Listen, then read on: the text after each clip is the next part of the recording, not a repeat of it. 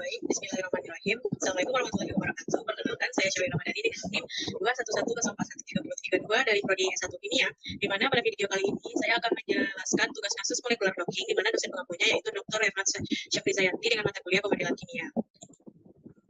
Pada tugas kasus molekular docking ini, protein target yang digunakan yaitu 5-FTO, yang merupakan protein target pada docking kita kali ini. Kemudian untuk ligan ujinya yaitu lorlatinib, di mana lorlatinib ini didapatkan pada website PubChem, dan untuk proteinnya didapatkan pada PDB atau protein data bank.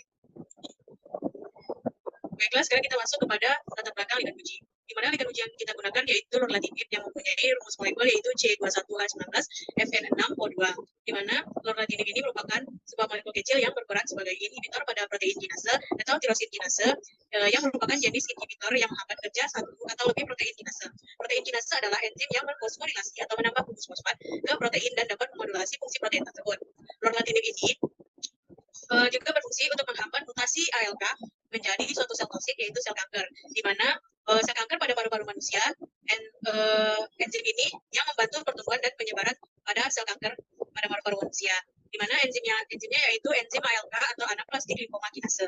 Penyakit yang disebabkan oleh mutasi sel ALK ini adalah kanker paru-paru positif ALK.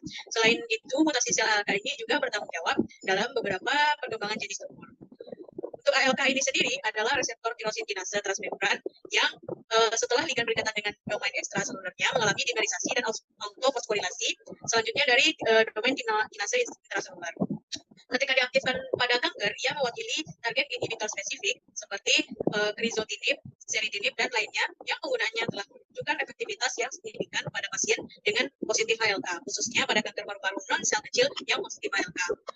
Lorlatinib ini sendiri juga dimetabolisme oleh enzim CYP3A4, di mana merupakan jenis enzim P450 yang paling banyak di hati dan bertanggung jawab untuk metabolisme senyawa-senyawa endogen dan eksogen termasuk beberapa jenis obat kanker.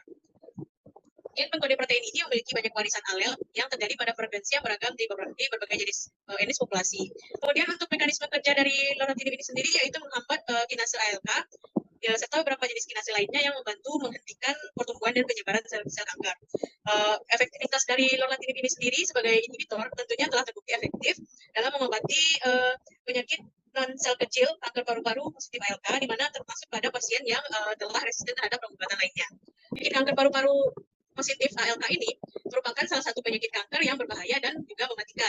Telah dilakukan berbagai cara untuk mengobati penyakit ini seperti terapi obat-obatan, kemudian juga dilakukan transplantasi sel hidup dan kemoterapi. Namun hal ini juga masih memiliki risiko kematian yang besar hingga sekarang, terutama pada pasien yang sudah usia lanjut dan juga pasien yang memiliki kelainan terhadap sistem imun tubuh.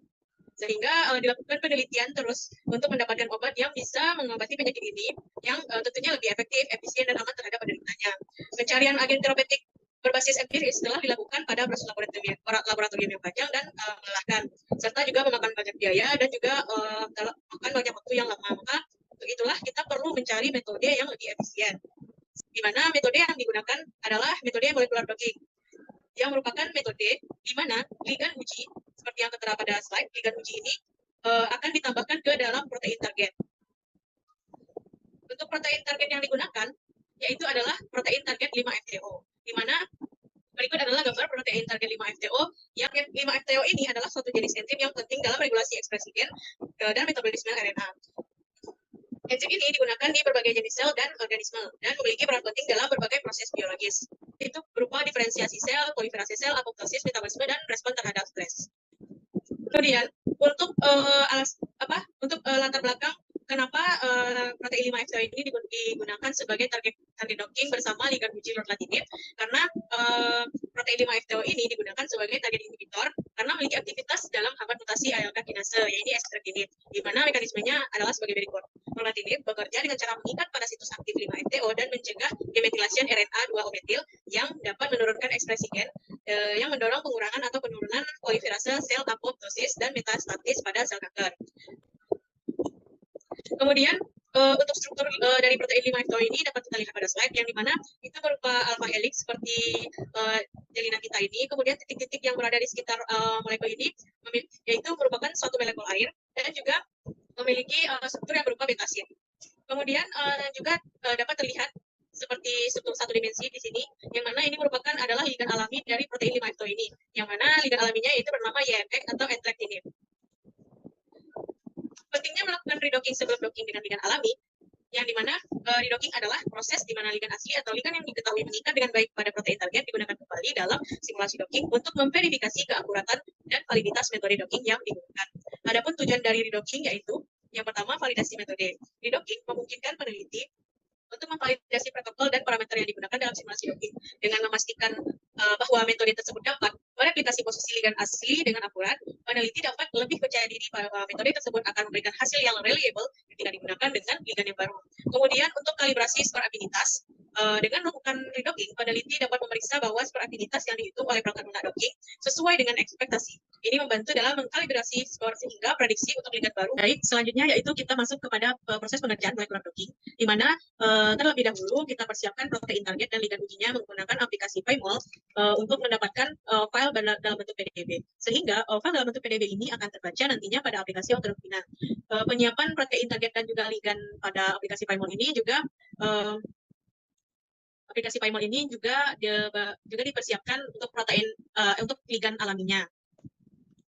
Sehingga setelah dilakukan persiapan tersebut, maka kita langsung menuju kepada Autodocking, di mana kita mengkopikan alamat dari folder kerja kita terlebih dahulu untuk melakukan set pada Autodocking ini. Kemudian dikopikan pada bagian ini, startup introdi, kemudian tekan set, lalu dilakukan pembacaan molekul. Dan kemudian terlihatlah bentuk dari protein yang sudah kita set dalam bentuk PDB tadi. Kemudian dilakukan penghapusan delete water. Setelah itu, kita juga menyiapkan grid box sesuai dengan ukuran ligan kita pada proses redocking ini. Kembali pada proses grid box tadi, setelah kita atur jaraknya sebesar 1 Armstrong, lalu kita atur bentuk dari grid box tersebut dalam bentuk kubus. Ya, ini masing-masing jaraknya diatur pada 14. Kemudian, setelah selesai diatur, maka grid box ini kita simpan dalam bentuk file PDB-QT. Lalu, dilakukan docking, sehingga muncullah file data config seperti yang terlihat. Kemudian, inputkan 2 baris kalimat tersebut. Lalu kita save. Setelah itu, kita lakukan running pada Autodocking. Maka muncullah proses seperti ini. Ketika proses sudah 100% done, maka proses docking kita telah selesai.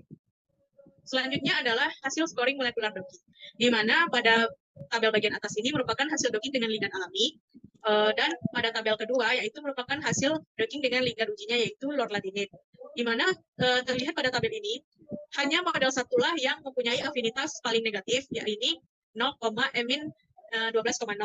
Dan pada ligan uji, model 1 juga memiliki afinitas paling negatif yaitu min 5,9.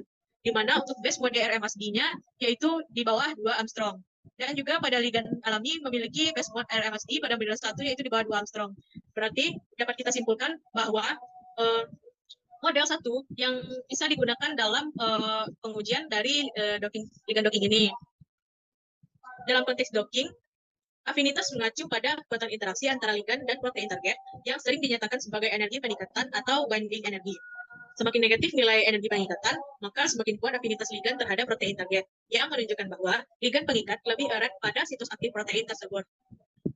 Sehingga dari data hasil scoring ini, menunjukkan afinitas yang paling negatif berada pada model 1, seperti yang dijelaskan tadi, dengan nilai RSD-nya terbaik, yaitu di bawah 2 Armstrong.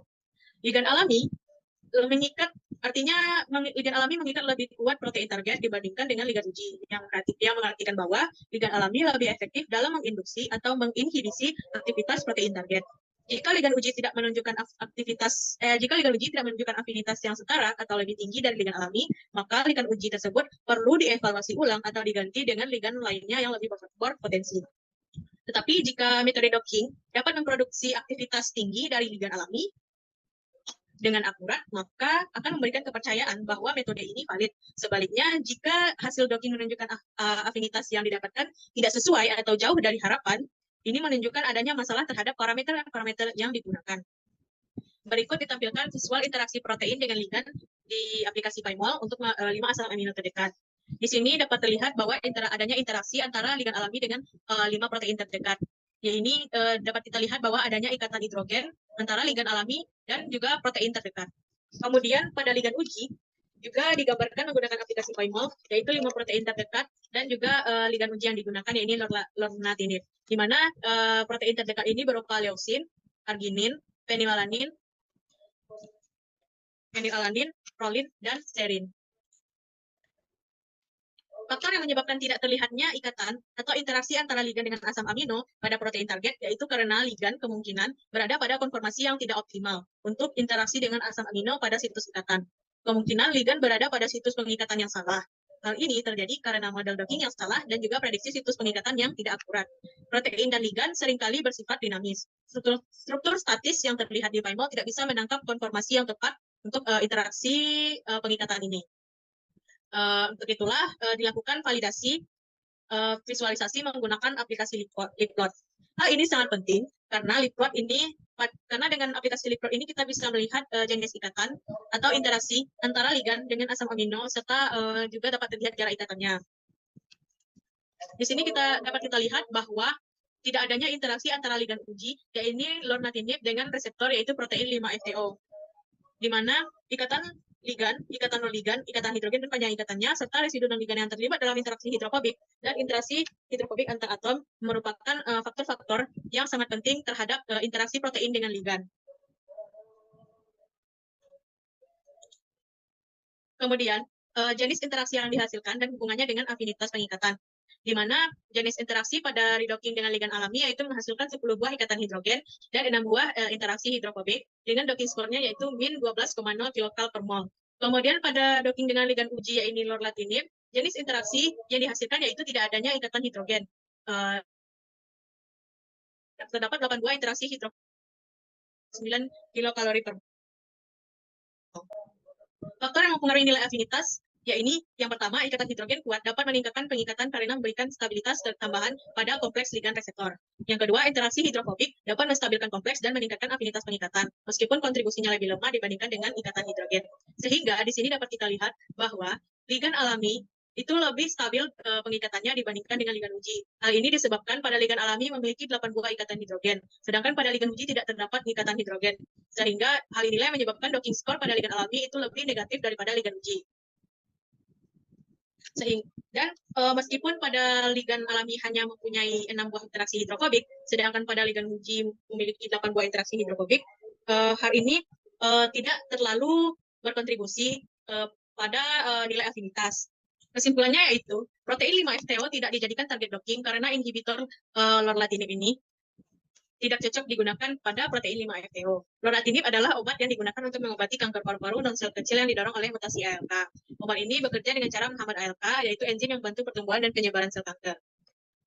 Protein 5-FTO ini adalah protein yang terlibat dalam regulasi ekspresi gen dan metabolisme, di mana 5-FTO ini tidak terkait dengan kanker paru-paru ALK positif dan tidak dihambat oleh lorlatinib. Dan hal inilah makanya tidak adanya interaksi antara ligan lorlatinib dengan 5-FTO.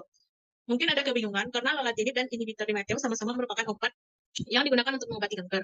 Namun mereka bekerja dengan cara yang berbeda dan memiliki target yang berbeda. Dan beberapa alasan mengapa FTO tidak dijadikan target docking pada lorlatinib adalah mekanisme aksi berbeda, yaitu lorlatinib adalah inhibitor kinase, sedangkan inhibitor FTO adalah inhibitor demetilating.